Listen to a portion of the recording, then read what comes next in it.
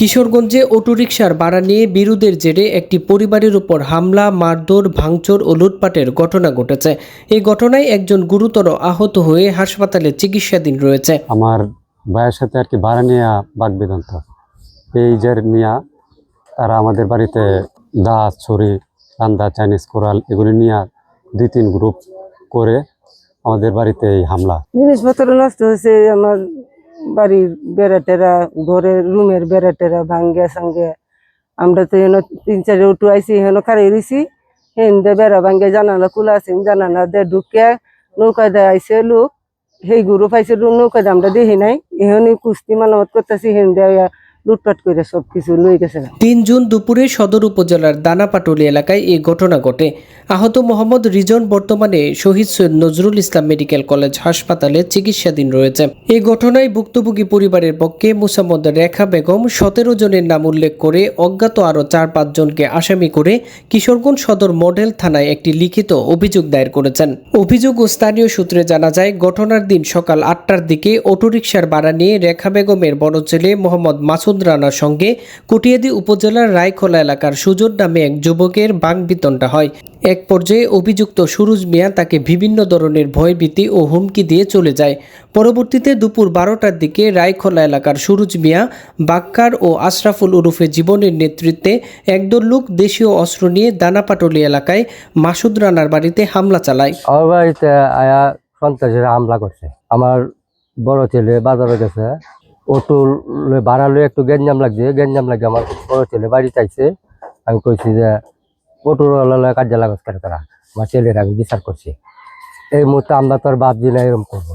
তারা প্রায় 30-40 জন আইছে, কিছু হেফাতে আইছে, কিছু এমনি অটো দেয়, 3 অটো দেয়ছে। আয়া নৌকা দেয়া আইছে, আয়া আমার বাড়ি কুবায়া লুটপাট সব কিছু করছে। ব্লাড ক্যান্সার আছে, এলার টাকা পয়সা ছেলে আইসে ঢাকার থেকে, ঈদের লগে আইসে তো বুঝুন টাকা পয়সা নিয়ে আইসে, তখন আয়া পাইছি এই অবস্থা। হামলাকারীরা বসত গড়ে ভাঙচুর চালিয়ে স্বর্ণালংকার ও নগদ টাকা লুট করে নিয়ে যায়। এ সময় পরিবারের নারী সদস্যদের শ্লীলতাহানির চেষ্টা এবং প্রাণনাশের হুমকিও দেয়া হয়। স্বর্ণ আছেন 5 ভরি, এরপরে টাকা আছেন 10 লক্ষ।